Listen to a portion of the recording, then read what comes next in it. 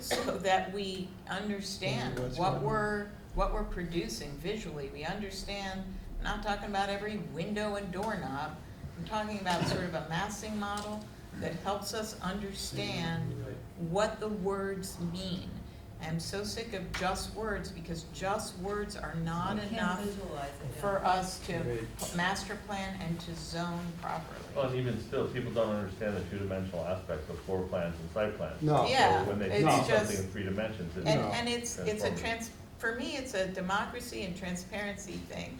Because if you're an architect or you're a planner, maybe you get it, or lay people who are adept at visualizing space, maybe they get it. But the vast majority of people who live in Princeton do not get it. And when they get it is when something is coming before planning zone, it's already designed, it's a done deal, and now they're freaked out because this is what's going up next to them. Nobody tells us what's going on. Excuse me, there's a prize for whoever knows how to turn the lights on. Uh-huh. Tony, so we can all see each other. I was there. Tony, can I just go back to a point you had made about, it was going to cost you $140,000 to underground your utilities? Yeah, 100, yeah, For two properties. for my 2 houses. Which is a stunning, absolutely stunning number. And I wonder, given the scope, the narrow scope of Bank Street, is there some possibility, and I don't know where we go, look, if we were to take this, and obviously it's PSE&G, you take it to the entire town, I would think that cost has to come down dramatically on a... There's a standard on it, it's $1 million a mile, it's $1 million a mile, that's all over the Yeah, country. so, Is that true? Yeah. That's what I read. Okay. Why don't we draw from the infrastructure bill? There are 300 billions. I mean, Right. there is probably money for Money to this. do, for how to In fact, do the it. town is not working for us. They are not fighting. What? I received something from Bonnie Watson-Coleman that she claims that she has gotten us like 7 millions. That's not enough. There is billions. This is very important to have all these lines down in the ground so that we are not threatened by the storms. And it's not just the eyesore, because you can't make a case on the eyesore. Right, but I would probably, in my opinion, from looking at the maps, and again, if I had to prioritize the map, Yes. Witherspoon Street would be the first one. but the other thing, Witherspoon Street, put all that stuff on the ground. Underground. Underground on that one completely. Because in the end, it's going, once those lines are down, it's entire neighborhoods that are out. For what? Last time it was 10 days for some people. 10 Right. days. Oh, it was And a the other- long time. What's the cost of that? the other thing is that, we go around the town, right? So they open the roads, I think it's every 7 to 10 years. Right. And so it's not like they couldn't schedule this well in advance, Oh, and But we the did- roads, the so gas look at what lines they are just did at Lee riverside. Street, right? On Lee Avenue. Lee Avenue, they cut the tops off of the entire block of the trees because they were avoiding the conflict with the electric lines. Now, the electric lines are ancient at that spot, and they're drooping down, you can almost reach them with your hand at some point. So rather than fix the lines or bury the lines, they chop the tops off the We trees lost a off. tree on my street because they made a big V. Exactly. And then it was dead and they had to And keep that's the exactly tree. right. I mean, this is ridiculous. I mean, the town is The not trees doing are awful. their job. Yeah. The Democrats have been here for too long. I'm Democrat, Way okay? too long. But they do Good luck nothing. getting They that do done. nothing. Well, They are late make a on the decision, master in plan, my they are opinion. late on this and that, and you just said it all the And time. there's too many people, too many We need other committees, people. Too many people weighing in. There should be some master planner, one organization that takes control of all these nonsense noise organizations, and one organization that obviously has the background, the knowledge, and it just seems like so many people are weighing in that don't even know what they're talking about, Sure. and wasting everybody's time Well, and the money. the model is analysis by, paralysis by By analysis. I analysis. mean, that's what they do. I'm gonna just also say with the master planning, I know there was a survey, I took the survey, it was pathetic. That's all I'm gonna say about it. Yeah. I hope the next survey is not as pathetic. Yeah, it is. But one of the things when I talk about legibility and transparency and democracy, I'm furious because I attended the first sort of master planning meeting on Zoom. You cannot ask a question, you cannot comment. There is no interface that you can have, even if you are in the room, right? That is the Are there height any of sort are there any of community just, meetings planned?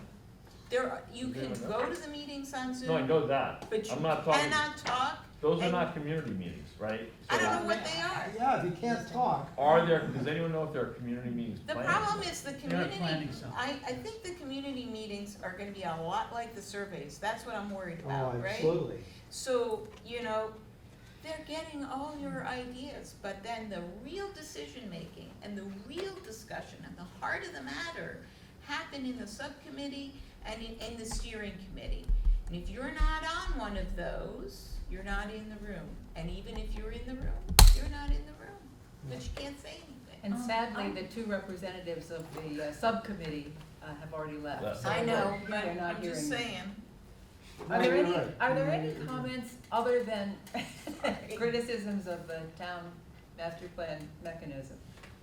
Are there any that pertain to Tony's slides? Josh? So, great presentation, Tony, and I don't often give compliments like that, so. Yeah, that was I great. mean, I would hope that this, is used as a valuable tool for the master plan. Yeah, I think And I so. hope that Princeton Future intends to share it with that subcommittee and actually, try to even get Tony or committee members to present it to that subcommittee, because I think that it's valuable, if nothing else, as an open, forum that occurred, so that maybe they can hear some of the issues and the concerns that are out there. And there's some Josh, you great just stated- ideas that got kicked around this morning. But I mean, some really good If you ideas that can got share- kicked around. So I think Josh, I think you're right, and we'd be more than, Princeton Future would be more than happy to do that, of course. I mean, absolutely. Can I just make one comment there? I think this is great. I think the one thing that kind of not quite there yet is this idea of susceptibility. I think a lot of people look at this as like, these are areas under pressure, something's happening there. Mm. But susceptible does not mean in favor of densification, No, no, pushing, no, so no, that no, should no. be very clear. Okay. And so, for Yeah. example, I think the one that's interesting, running down Harrison Street, you said you got no comments there. Yeah, no comments at all. I think you were actually there saying that he was the one who drew that, and he was thinking of single story, maybe mixed use running down. Okay. But that's completely different from having like business development down there. Yeah, yeah. So I want to chip that's a in on problem. Harrison Street, yeah, because Franz and I were looking at that thing, and Franz was saying how nice Nassau Street is from roughly the gas stations down to Harrison Street. You were talking about Nassau Street as an ideal place where you'd like to be preserved. And then I looked and I thought, gee, Nassau Street is kind of nice, the trees, the traffic is fairly calm. But you look on Harrison Street, and I thought, why don't we make Harrison Street look more like Nassau Street? You could. Which means narrowing Harrison Street or putting in the bike lane that you described. I mean, Widening the Or sidewalks. putting some Why do you additional decide? additional traffic lights, because And trees, the people who live in the town are the ones who use Harrison Street, right? We Right. all zip down Yeah. down there to avoid being on Nassau Street. Right. So my But there concern has is to be more It goes from, trees it there. goes from 2 lanes to 4 lanes and then back to 2 lanes. So, sooner or later, you're gonna have to deal with 2-lane street. Why not all the way, is my But- point. And have a bike lane and let the houses come closer. So, but my Bigger feeling is sidewalks. that, Bigger Sidewalk sidewalks. and. This gentleman has a. Sorry, yeah. Yeah, I'm very curious as to what the accessibility in that yellow The spot orange. on, I think, is Humbert Street, which is my neighborhood. Right. What could, it's being completely developed. I have no as we idea. speak. I have no idea. That's the color it came out with when, people did it. Worried. But I will say that we've used this technique now roughly 250 towns all across the United States, South Africa, Iceland. I mean, we've used it all over the place, and we still use the same thing, susceptibility to change, not clear as to what those changes were. The next step in the process is to really to do that. And in order to do that, we got a general idea this morning of what some of the stuff is, which was great. What really should happen next is you go back to those maps with a trace of paper on top of it, and then force those changes, and then you follow through. And I will be perfectly candid with you guys. Princeton Future has already done an awful lot of what we call doodles on these sites. None of you have seen them. None of you have seen them. A few people from the board have seen them, but that's about it. I think the planning board or some of the people on the council have actually seen them, some thoughts about what could happen in certain areas. To Heidi's point, she's absolutely 100%, 110% correct.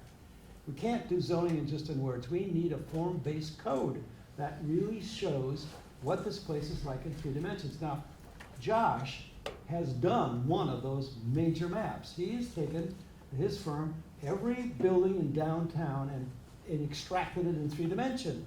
He's already got that done. I will bet you a dime to a donut that Clark, Caton, and Hintz is not even close to anything like that. And already, he's got it. Right. I mean, so it seems to me that if you're going to present before a board, and having been on a planning board and consulted to planning boards, I completely agree. Most people, including the students I taught for years, cannot read a 2-dimensional plan. They can't see a plan and imagine it in 3 dimensions. Then you put it in elevation and they're completely confused. Where does this fit? North, south, east, west. They can't imagine. But then, all these new tools that allow you to pull the stuff up, at least in basic blocks, which Josh has done, and then the tools now allow you to walk through it.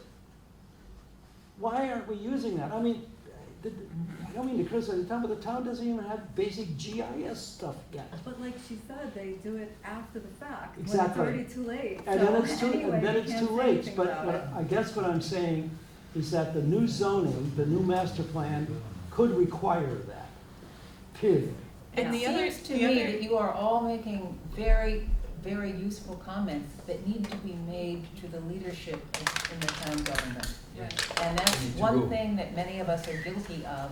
We do not, we gripe at home, we complain to our friends, but we don't take the comments to the people who can actually use them. And that, I think, is the lesson from today. Tony, thank you so much. This was excellent, excellent. I also want to thank our videographer, Lance Roman. And I guess the question for us all is, you know, what kind of a town do you want to live in? People seem to want to live in places that are affordable, vibrant, equitable, sustainable, right? All those are good things. So the question is, are we there yet? And the answer doesn't sound like we're quite there yet.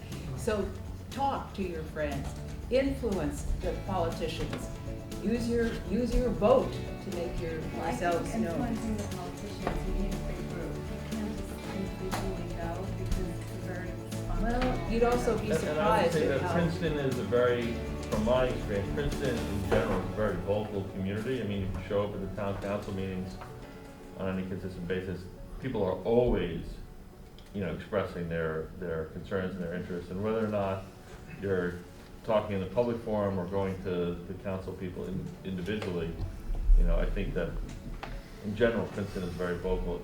The thing is that how you convince them to actually make the change is the big challenge, and they look at it, well, they don't want to affect the taxes overly because then they're not going to get reelected. And so many decisions end up coming down to that simple. But we know that politicians are susceptible to change, okay? So think about that. Thank you all for coming out today. This has been a terrific, terrific thing. We're going to want to see you again, I hope, on October 22nd when we talk about public lands and open space, because that was clearly